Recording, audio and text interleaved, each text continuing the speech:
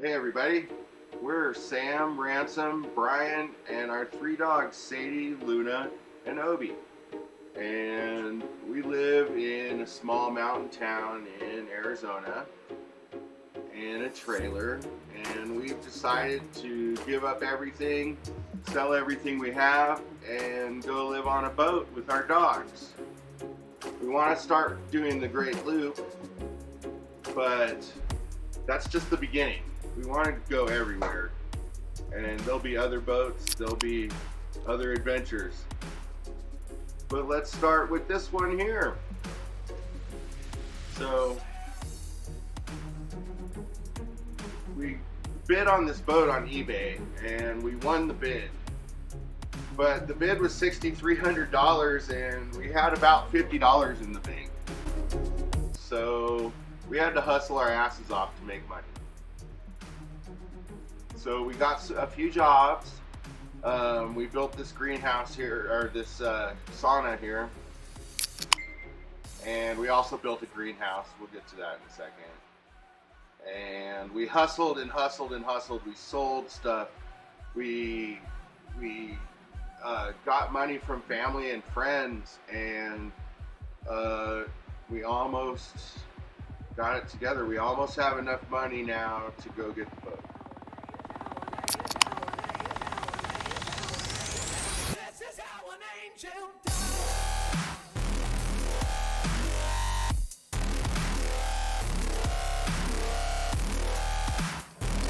So it was really rough, but somehow we managed to put together $6,300 in 5 days when we started out with $50. And we're on our way to Phoenix to make a deposit into the Boat Angels bank account to pay for the boat. So again, here we are. And I have to be the one that talks because nobody else wants to do it. So let's just explain Tuesday morning to you. So we're short about $300 of our $6,300 that we have to go deposit. And we have a bunch of stuff for sale, but we have to go make the deposit down in Phoenix, which is a 4-hour drive. So we're gonna drive down to Phoenix short of the money, and we're gonna try to scrounge together any way we can the rest of the money, call on friends, and ultimately we're gonna make a deposit at Boat Angels. And we're going to also, really exciting here is my dad got us plane tickets. So now we're going to fly to Boston as soon as we buy the boat. So we will be there Wednesday morning. We'll be in Boston and we'll be on the boat by Wednesday afternoon. We're at the airport. We have a yacht. We fucking love you. They made it to the airport. Oh my god. We're at the airport. It's not an elephant. We love you. We're here. We're getting on the plane. We have a boat. So Samson and I arrived in Boston, and it's Wednesday morning, and now it's time for us to, and we're hungry. We're gonna go get something to eat, and we're gonna jump on this train and go to Braintree, to the Braintree Yacht Club, where our yacht is waiting for us. Boston! Woo! It's pretty badass. Check this out. Blam! That's a cool buddy.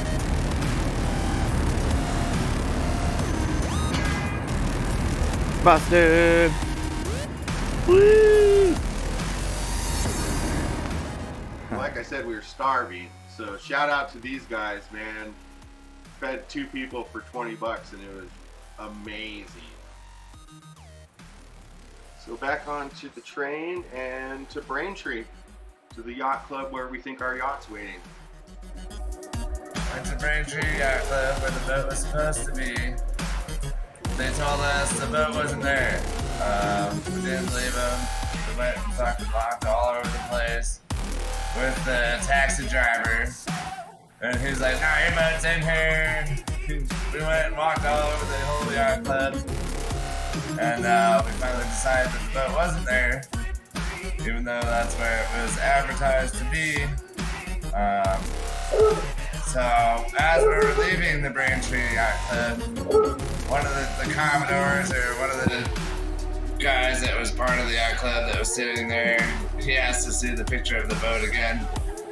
We showed him the picture of the boat, and he looked in the background of the picture, and he saw the high tension wires in the background.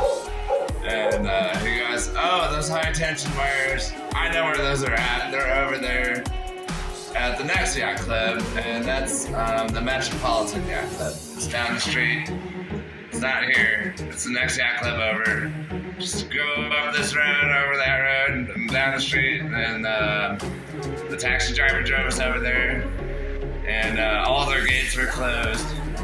We couldn't get in. Nobody was around. So the taxi driver just started honking his horn. And he just honked and honked and honked and honked. And he said, "Your fucking boat's in there. You guys are going to get your boat. Like, we're not giving up till you get in there." And he just kept honking, and then eventually somebody opened the gate. And they're like, "The fucking gate's open, fucking quit honking the horn." So we just ran in there, and we got on our boat. Here we go. We're gonna see our boat for the first time. Look at all these yachts. Metropolitan Yacht Club. We got lucky and got let in.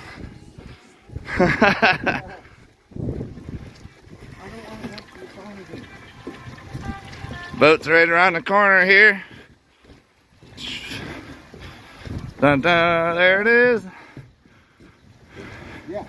There she is. The Lady Claire.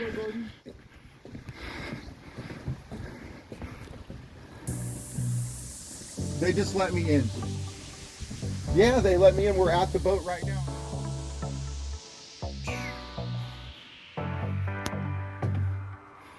Here's one bathroom. I'm down in the bow right now. Looks like somebody's been over here working on it already. Trying to get it ready for us to go. I don't know why my phone's all wet.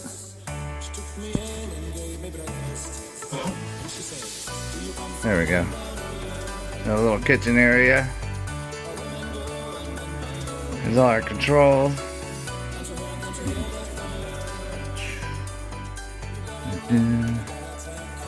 So did he park the couch? A nice couch. He pulled in. Okay. Yeah. I don't know if he was trying to come back here with us. Here's the engine bay here.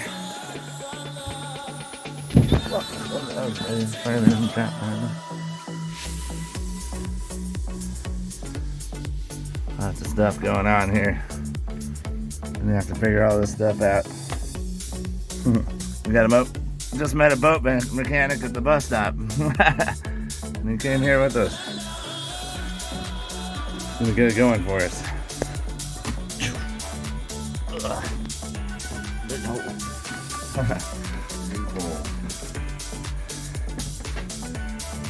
Here's the other room. Got a bunch of bunk beds. We'll probably take them out and put a bigger bed over here. We got another bathroom. Here's our shower. Nothing crazy.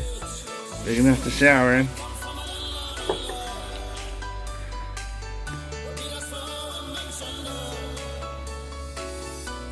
Jellyfishies.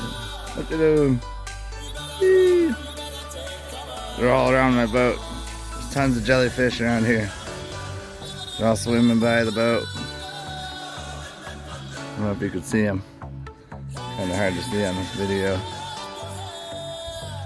Once we were on the boat, and I was making the video of the inside of the boat, the interior, and then we just realized that the taxi driver was still waiting out in the parking lot for us.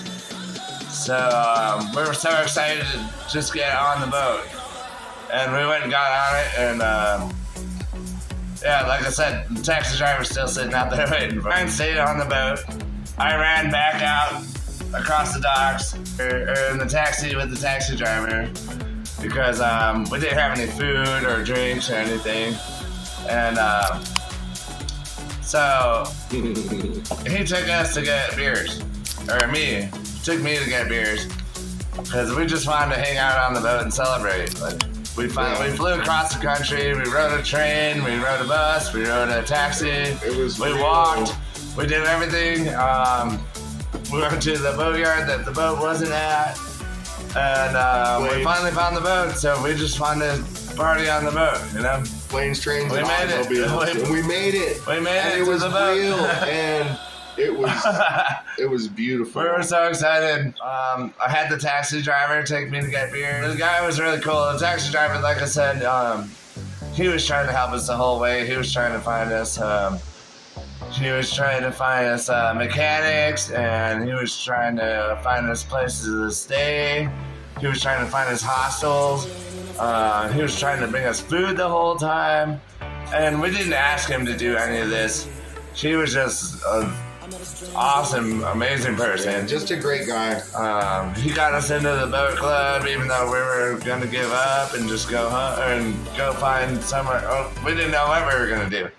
Yeah, we had talked to the owner. We had talked to the owner of the boat, and he just basically told us that we were shit out of luck, that we weren't yacht club owner, or we weren't yacht club members, and that the yacht club dock master was gone, or the Commodore was gone, and for the day, and the guy knew we were coming to get the boat. He gave Brian somebody else's number. Yeah. And said, "Oh, this guy's part of the yacht club. He knows about the boat, and he can let you in." And Brian called him, and what did he say? He's like, "I'm going home. It's raining." And then he goes, "I'm not going to be there for at least a couple days." And the yacht club has given us 2 days. 2 days. 2 days to move the boat. To get the boat out of there. Yeah. A boat that wasn't running. They knew it wasn't running. They knew it had been neglected for years. And they had told us what? What did they tell us? They said, "Oh, one of the motors died when they splashed it." Yeah. But what they didn't tell us is that the other motor didn't even start, and that all the batteries were dead, and that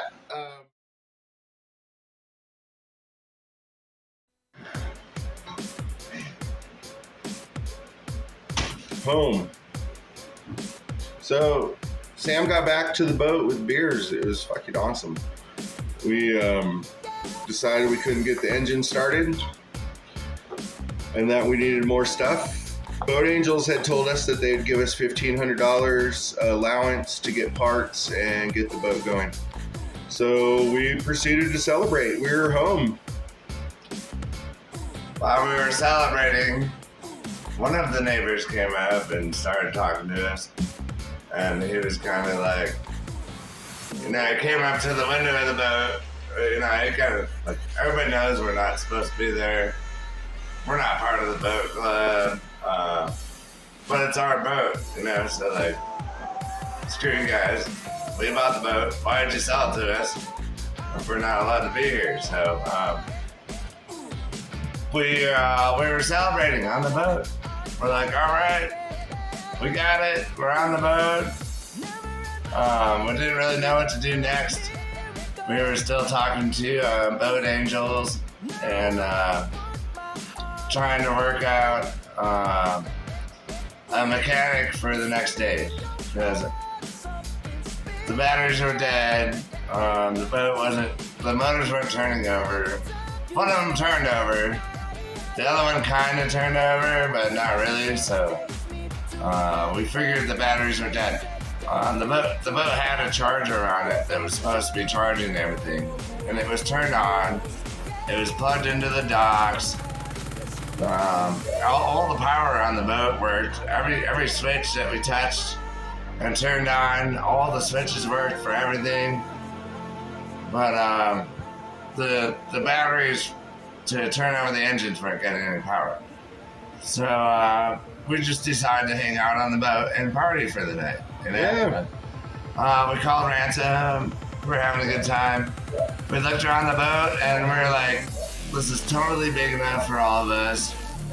And our like, dogs. It's gonna be like a new experience, but like we're on a boat. Like we're on a boat with 3 people and 3 dogs, comfortably, just barely, but comfortably.